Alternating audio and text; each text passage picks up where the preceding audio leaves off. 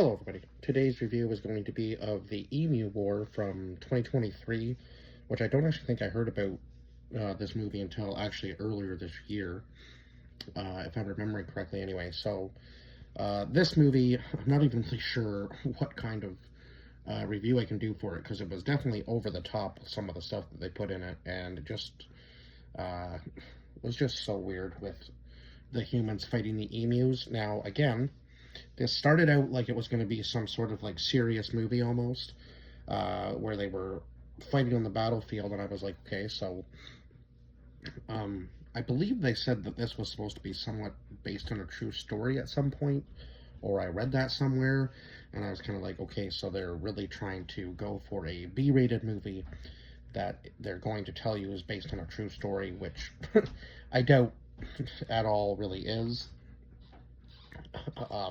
Obviously.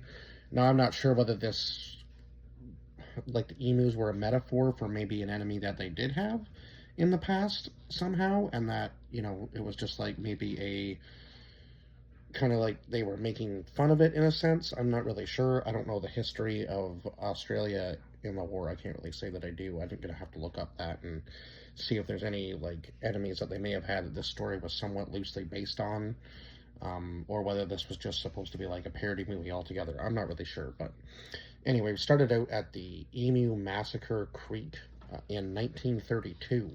So I guess this would be just before the, what was it, Second World War?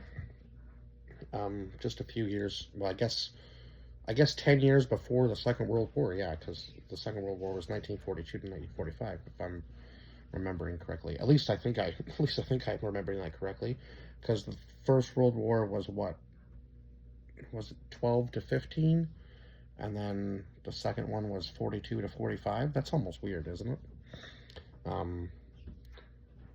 I feel like that's right. Don't quote me on those dates, because I could be very wrong. But anyway, we'll go over the casting list, at least the characters that I could find. Some of them I feel like played a significant role in the movie, and then I looked them up on Google, but all I could find was like a IMDb page on who they were, or like what films they had done and not what characters they played. So some of these people were uncredited, it said, and then some people were just not even in the casting list at all, even though they played a part in the movie, or at least I couldn't find them anyway. So if if somebody else that's done a review of this movie found people that I couldn't find, kudos to you for that, because I certainly couldn't find. I searched for quite a while, and yeah, wasn't able to find anything on two of the people that I had written down, but it is what it is, I guess.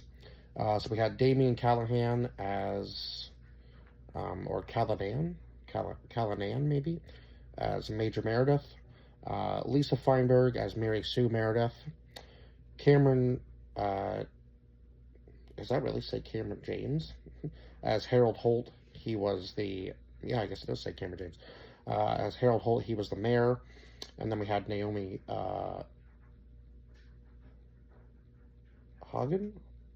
Higgins. Naomi Higgins as Wendy, who was his secretary. Ethan Merrill, who played the Colonel, who is also better known probably as Aussie Man Reviews. You may know him as that. And he has done quite a few interviews with celebrities in the past now, too, so he's doing pretty good for himself. We had Aaron Goes as Jackie, and then Dane Simpson as Archie. They were two of the soldiers, and they kind of became like best friends throughout the movie. Then Lena Moon as Gertrude, who for some reason I can't remember exactly who that is. But oh my god, who was Gertrude in this movie? Yeah, I think maybe she was the female soldier that ends up actually killing the queen at the end. I think if I'm remembering correctly, that's who that was. And then we had Jonathan Schuster as Alan, who was the horniest person in Australia. We'll get into that a little bit more, because he was somehow one of the main characters in this movie. And then we had Ben Russ, who played Emu Boy, or Graham, I guess. Although he was the same person, so it wasn't really like it was two different characters. But anyway, so this movie starts out again on the battlefield with these emus, and then again, this movie was kind of like spliced together, and not a lot of it made a lot of sense, but and a lot of it was just over the top humor. Some of it was funny, and some of it I just found really kind of insane and a little bit too much. Like they were just kind of going for the shock value of the humor rather than the humor itself. And I feel like when a movie really relies on that, it kind of flops for me. Just because if you're doing too much with what you're, yeah, if you're doing too much with what you're trying to do, it just becomes like kind of a lackadaisical, I guess, and not as funny as you think it's coming off as. Now, don't get me wrong, I did laugh at some of this stuff, but some of it I was like, do we really need that in the movie? Like the fact that he was supposed to be like, Emu Boy was supposed to be like a servant to the mother emu, but there was just some really weird stuff that happens in that whole scene that I was like, what am I watching right now? Kind of thing. It just seemed like they were going for shock value humor more than humor, just in general, like I said. So Major Meredith and Mary Sue Meredith are actually father and daughter. And at one point, again, instead of, saying, we have to hug for warmth, he says that they have to kiss for warmth. So two of the soldiers are in the tent, like, kind of like kissing one another. And they say, is this warming you up any? And he goes, well, maybe a little bit, but not in the way I would think. Oh, like, that's what I mean. Like, some of the humor was a little bit funny, like the little jabs here and there, but then, again, some of it was kind of, like, over the top, like,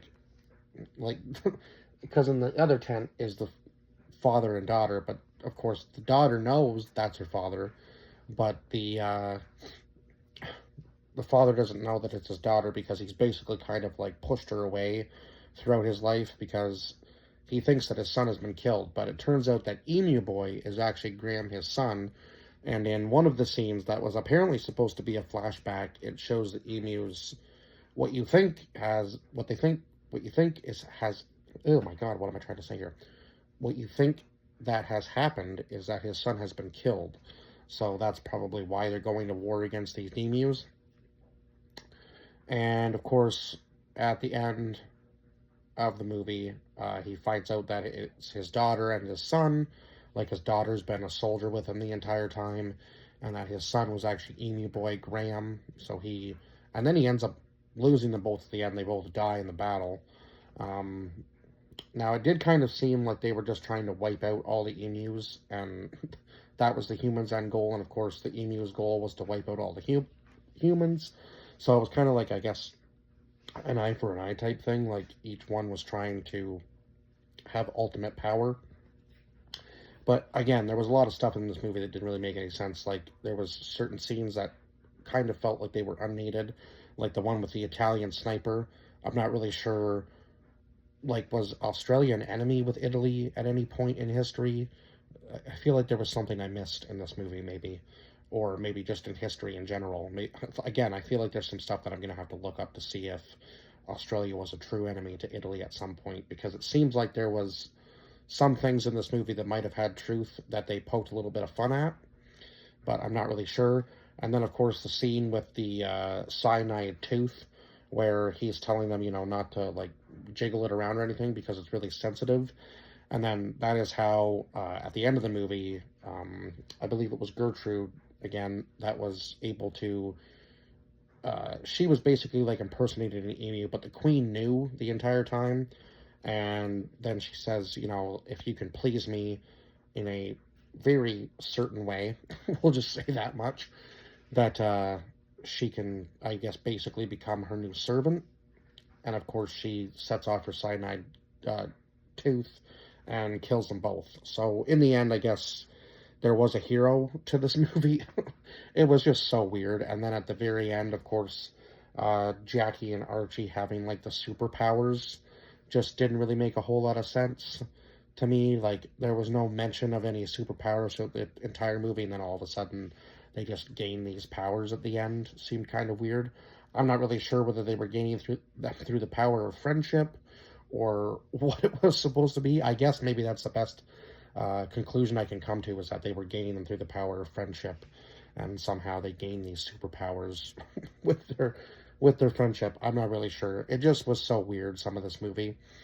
And then, of course, like the beauty pageant with all the emus, and it was just so much back and forth and weirdness in this movie, and just scenes that didn't really work. And unfortunately, that's why I only ended up giving this movie a 4 out of 10. It just was really, I mean, there were some enjoyable parts, but overall, the movie just didn't really work that well. And again, I felt like they just relied too much on shock value, and there was just a lot of stuff that felt like it was kind of, uh, again, not really explained well throughout the movie, so it didn't really work.